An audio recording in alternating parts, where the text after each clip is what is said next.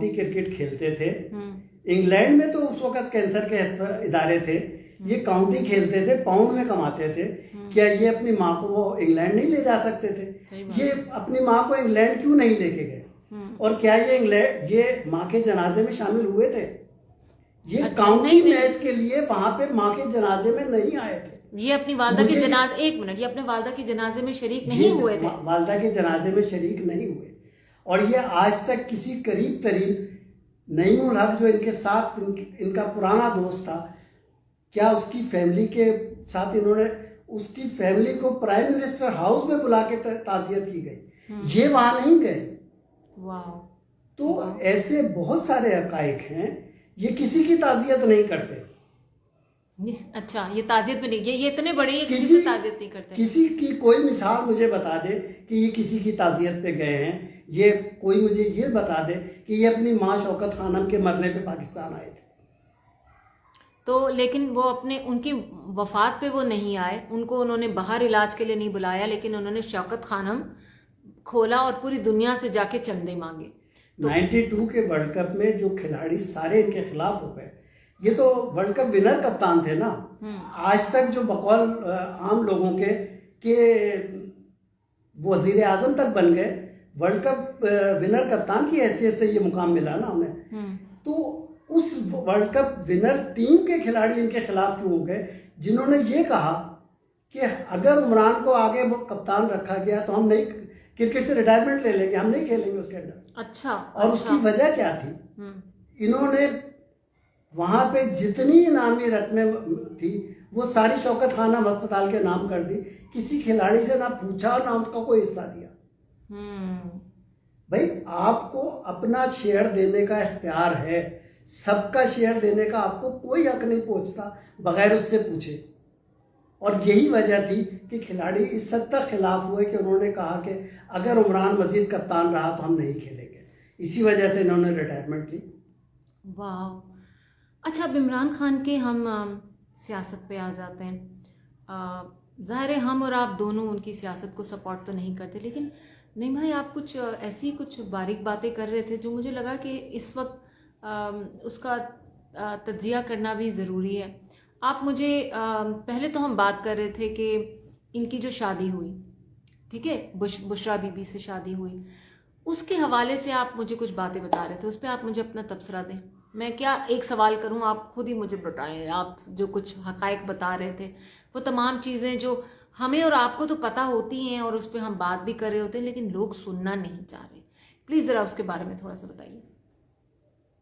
देखिए, मैं उस सिलसिले में सिर्फ एक बात कहूँगा, मैं उसके इमरान की शादियों के ऊपर ज़्यादा बात नहीं करना चाहता, लेकिन मेरा एक सवाल है कि बुशरा बीबी 30-32 साल से इस एक औरत की शादीशुदा जिंदगी खुशगवार गुजरी है, उसके बच्चे और वो नानी दादी बन चुकी है। उस वक़्त वो कहती है कि जी मुझे ख्वाब आया है कि अगर मेरी शादी इमरान खान से हो जाए तो वो वज़ीर आज़म बन जाएगा।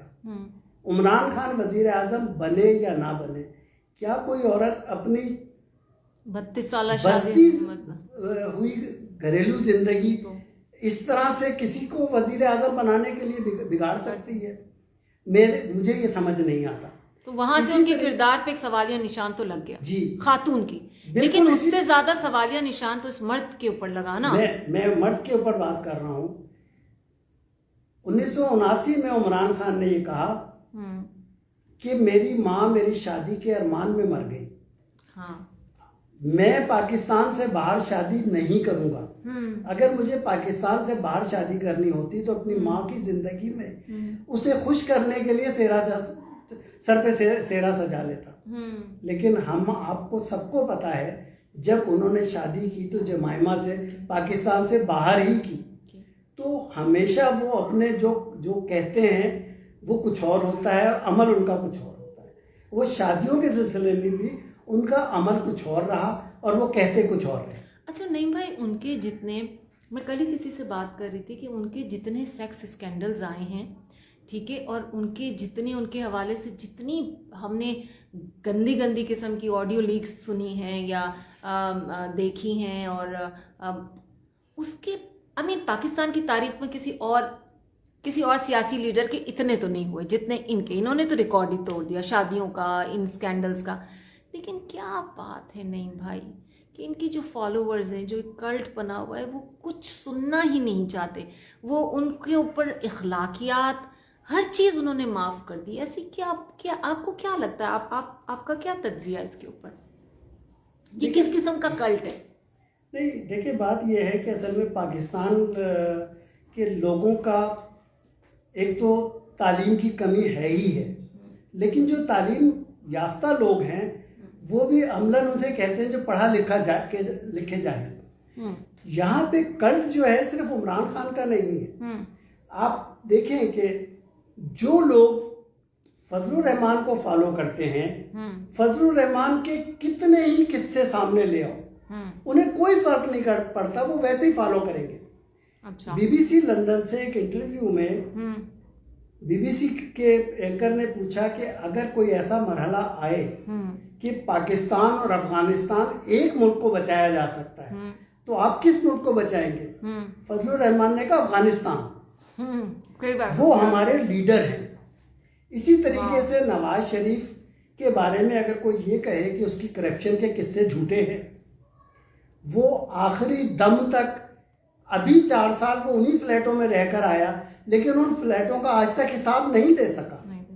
वो कितने गलत फैसले हुए, क्या हुआ क्या नहीं हुआ, लेकिन जो उनके फॉलोअर हैं उनको वो सारे सबूत दे दो, वो सारी चीज़ें दे दो, उनको कोई फ़र्क नहीं पड़ता।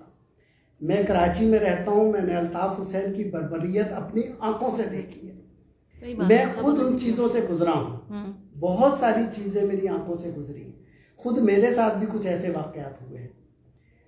लेकिन जो अल्ताफ़ हुसैन के चाहने वाले हैं उनके दिमाग पे आज भी वो वैसे ही सवार है, उनको कोई फ़र्क नहीं पड़ता।